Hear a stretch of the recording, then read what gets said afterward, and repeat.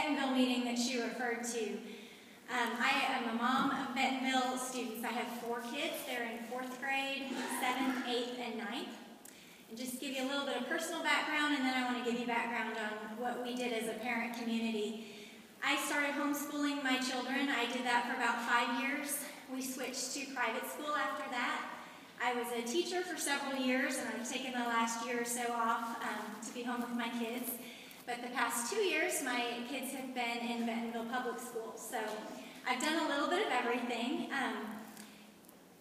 But as a community, a year and a half ago, we came together, similar to how you have, just to say, what does our community need? There were people in the audience that wanted to pursue the public schools, making them better. There were some that wanted to pursue private school options, and others that wanted to go through the charter school. We started just not knowing what we wanted, but knowing we wanted something better than what we had, or something in addition to what we had, not necessarily better.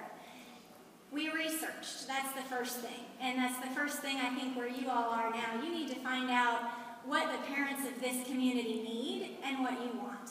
And that's the biggest thing. You've grown from 7 to this number. You're going to continue to grow and be asking each other, what do we want? What do we need? What kind of, if we go with a charter school, what kind of a charter school do we want? Because that's really important too. We spent a lot of time researching. We talked about starting a charter school on our own. We talked about charter school management companies. We talked to various companies. We toured schools just to get an idea. You can't know what you want until you've seen what's out there. So some of us traveled to Dallas to Responsive Ed and actually looked at their schools. We toured their Quest Middle School. We toured their Founders Academy Classical School. Our school that the charter just got passed in Bentonville will be the Northwest Arkansas Classical Academy.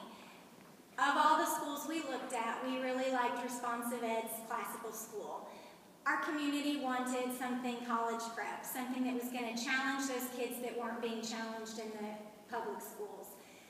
Liberal arts education, we wanted something to that end as well. And we found what we wanted and what Responsive Ed had to offer in their classical school. We looked at lots of others, but that's what we chose as a community. We went back and talked to the parents, and there was a lot of response to, yes, that's exactly what we need. Bentonville public schools are great, but we wanted another option. And I think that's what we need to keep it about, is lots of options.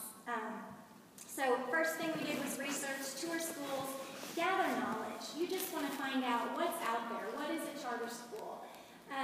I would suggest you as individual parents get online and research charter schools. There are so many out there that are doing wonderful things, and there's a wide range. Some are just in the arts, some are math and science, some are classical, some are dropout recovery, but there's a whole spectrum out there. So gain knowledge. As a parent, that's your weapon, is knowledge. You need to know what's out there, what's available.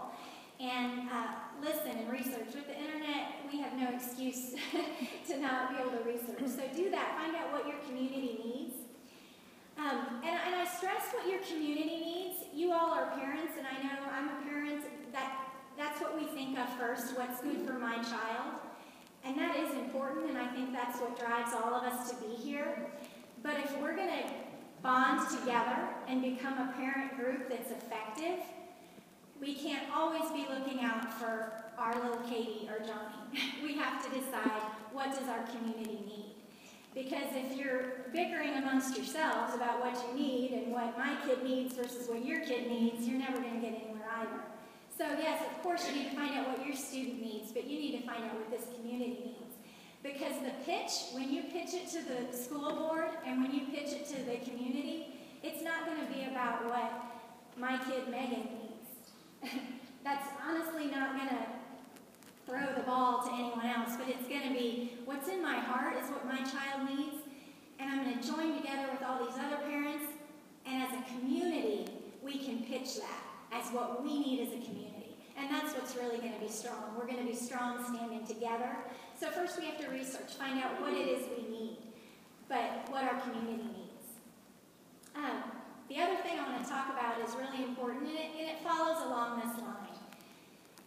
You're going to become, hopefully, a force that's going to change your community. The goal that you need to get if you're going to go and accomplish a charter school is to get the school board in Little Rock to pass that for you. What they need to see is that there's a lot of parents that want this, but a key thing that I want to tell you that we used and it really worked, it started out, I think, in our first group of parents standing up saying, I don't like the public school does this. Well, I don't like this. Well, my kid doesn't get this. And it was a big group of complaining parents. And I know that's kind of how we start out.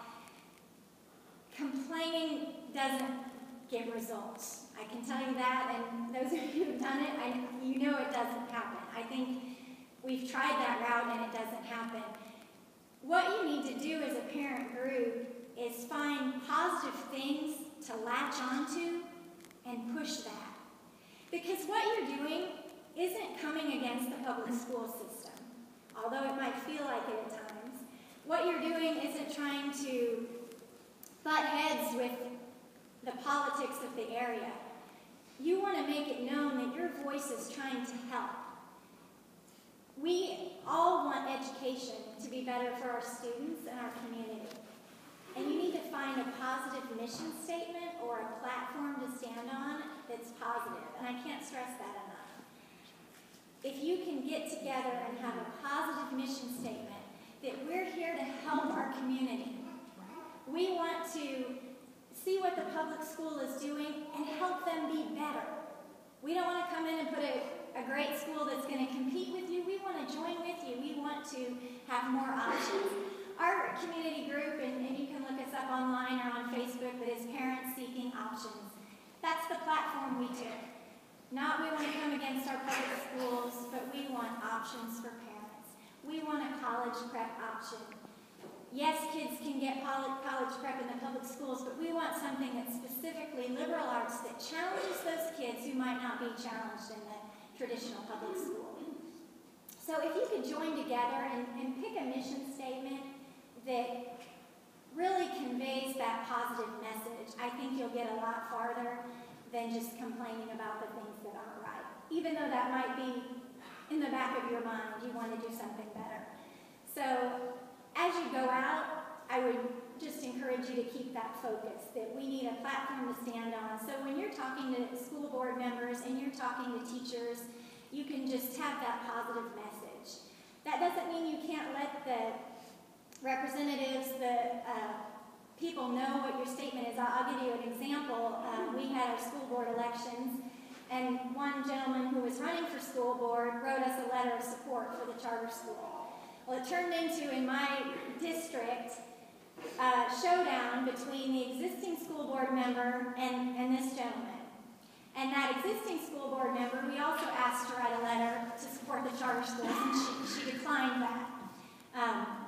Well, she came campaigning to my door and said, you know, I saw you voted in the last election. We're having this runoff. I'd encourage you to vote for me. And I was very positive. But I said, you know what? Education is my passion. This charter school really means a lot to me. I think it's going to be good for the community. And this candidate wrote a letter of support for our charter school, so he gets my vote. I appreciate what you're doing, but I'm going to go with the supporting of the charter schools. So there's a way to get your message out there, but still be positive. And not come against, well, you wouldn't write us a letter. When you see the difference, the effect was the same, but it came across in a positive way. Bethany is going to kind of finish out more of the steps of what we did. That's how we kind of started research, finding the needs, and then she's going to tell you more of the details of what we did after we had our community group and our mission statement.